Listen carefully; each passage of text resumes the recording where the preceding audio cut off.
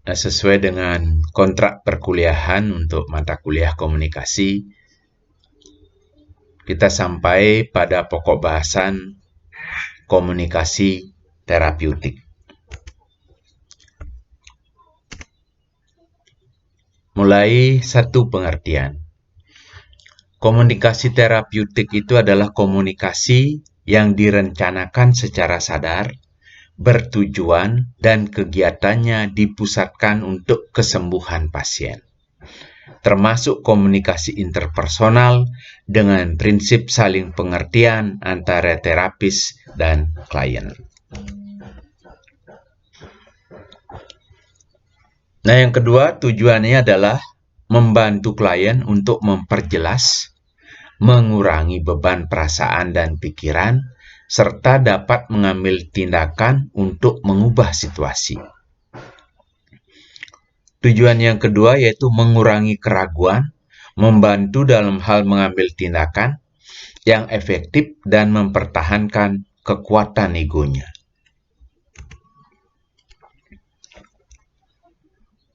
Prinsip dasarnya menurut Rogers pada tahun 1961. Yang pertama itu adalah terapis harus mengenal dirinya sendiri.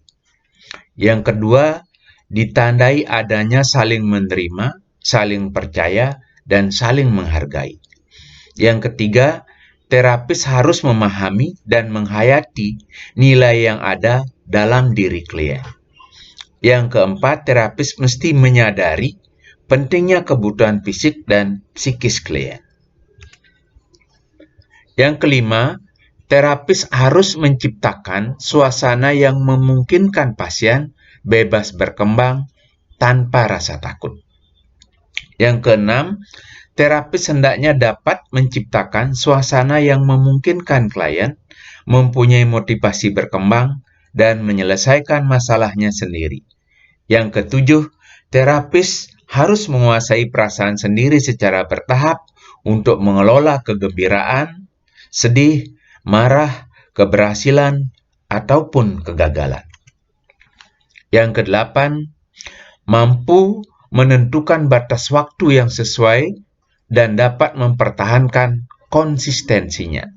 Yang kesembilan, memahami dengan benar arti empati sebagai tindakan yang terapeutik dan sebaliknya simpati bukan tindakan yang terapeutik. Yang kesepuluh, dasar hubungan terapeutik adalah kejujuran dan komunikasi yang terbuka. Yang ke-11, mampu berperan sebagai role model. Yang ke-12, mampu mengekspresikan perasaan sendiri dengan tepat. 3, memiliki altruisme, perilaku menolong, dan memperoleh kepuasan dari menolong orang lain. Yang ke-14, bertanggung jawab terhadap diri sendiri dan orang lain. Kita lanjutkan pada yang nomor 4, yang bagian keempat, yaitu teknik komunikasi terapeutik. Nah, ada berbagai teknik komunikasi terapeutik ya. Nah, ini diantaranya adalah 1, mendengar. Jadi mendengar itu terapeutik. Karena dengan mendengar itu akan memungkinkan seseorang untuk mengekspresikan emosinya, memperoleh efek katarsis emosional ya. Contohnya mempertahankan kontak mata dan komunikasi nonverbal yang reseptif. Menerima ya. Nilai terapeutiknya adalah secara nonverbal mengomunikasikan kepada pasien tentang minat dan penerimaan dari terapis. Yang kedua, pembukaan yang luas. Contoh, apa yang sedang Anda pikirkan? Nah, nilai terapeutiknya adalah menunjukkan penerimaan terapis dan nilai inisiatif dari pasien. Jadi, pasien bagaimana ya memulai pembicaraannya. 3, pengulangan pernyataan. Contoh, Anda mengatakan bahwa ibu Anda telah meninggalkan Anda ketika Anda berusia 5 tahun. Nilai terapeutiknya adalah menunjukkan bahwa terapis telah mendengarkan, memvalidasi, dan mengembalikan perhatian pasien pada sesuatu yang telah diucapkan. Nomor 4, klarifikasi. Contoh, saya tidak jelas. Apa yang Anda maksudkan? Dapatkah Anda menjelaskannya kembali? Nilai terapeutiknya adalah membantu klarifikasi perasaan, ide dan persepsi pasien, serta memberikan kejelasan tentang hubungan perasaan, ide dan persepsi pasien dengan tindakannya. Nomor 5, refleksi. Contoh, Anda tampak tegang dan gelisah. Apakah ini berhubungan dengan pembicaraan dengan suami Anda semalam? Nah, nilai terapeutiknya adalah memvalidasi pengertian terapis tentang hal yang diucapkan pasien dan menekankan empati, minat, dan rasa hormat terhadap pasien. Nomor 6, pemusatan, focusing ya. Contoh, saya pikir kita seharusnya membicarakan lebih lanjut tentang hubungan Anda dengan suami Anda.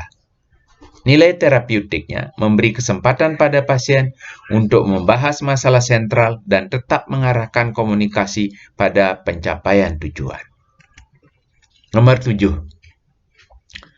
Berbagi persepsi. Contoh, Anda tersenyum, tetapi saya merasa bahwa Anda sangat marah dengan saya. Nilai terapeutiknya adalah menyampaikan pengertian terapis dan mempunyai kemampuan untuk meluruskan adanya kerancuan. Nomor 8 adalah pengidentifikasian tema. Contoh, saya perhatikan dari semua hubungan yang Anda uraikan, Anda selalu dikecewakan oleh pria. Menurut Anda, apakah ini yang menjadi isu pokok? Nah, nilai terapeutiknya adalah memberikan kesempatan kepada terapis untuk meningkatkan sebaik mungkin eksplorasi dan pengertian pasien tentang pentingnya masalah tersebut. 9. Diam, silent.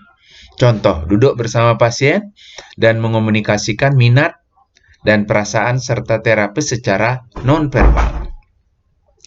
Nilai terapeutik adalah, jadi nilai terapeutiknya ini diam ini, memberikan waktu kepada pasien untuk berpikir dan menghayati, memperlambat tempo interaksi, dan dorong pasien untuk mengawali percakapan. Sementara itu, terapis menunjukkan dukungan, pengertian, dan penerimaannya.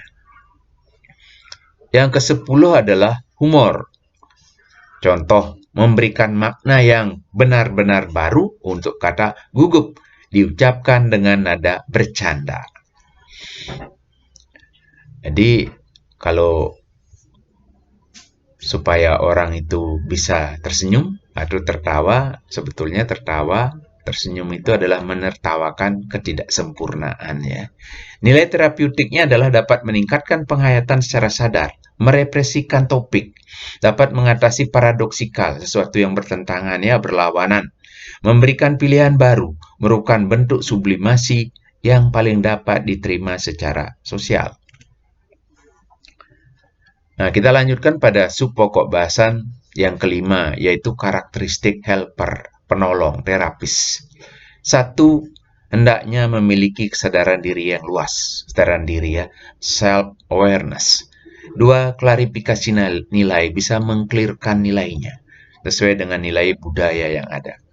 3. Eksplorasi perasaan, mampu mengeksplorasi perasaan seseorang ya. 4. Kemampuan menjadi model, nah, role model tadi ya. 5. Rasa tanggung jawab dan etik. Nah, ini diingat, memiliki etika tersendiri, tidak boleh melampaui nilai-nilai profesional yang ada.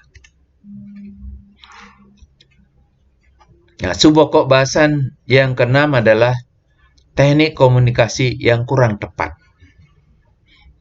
Dalam komunikasi terapeutik ada berbagai teknik komunikasi yang disebut kurang tepat. 1.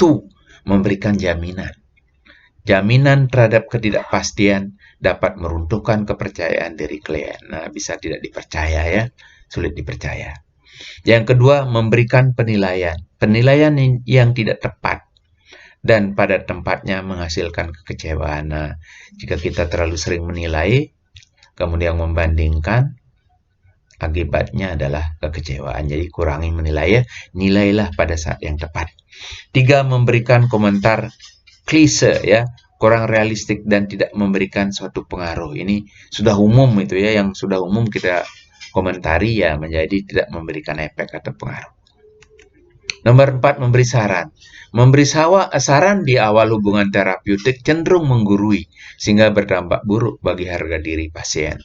Jadi kalau memberikan saran itu berikanlah saran pada saat dibutuhkan. Itulah saat yang tepat.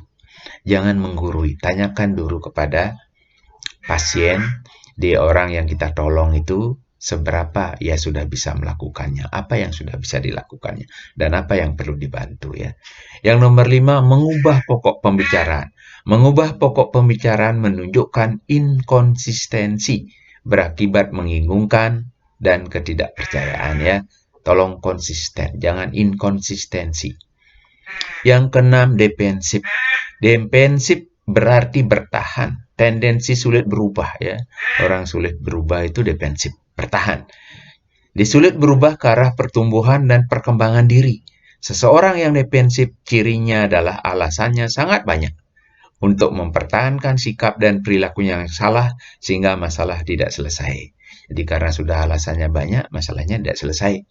Ya, puas dirinya tapi masalahnya tidak selesai. Nah, demikianlah pokok bahasan untuk komunikasi terapeutik.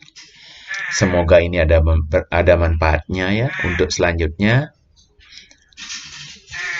silakan berikan komentar, pendapat, saran, pertanyaan di YouTube ini. Sambil berproses, saya akan jawab pertanyaan atau pendapat yang ada di YouTube. Jika waktunya tidak memungkinkan, saya akan jawab, diskusikan di luar kesempatan ini atau di lain tempat atau pada pertemuan berikutnya. Terima kasih atas perhatiannya. Semoga materi ini bermanfaat.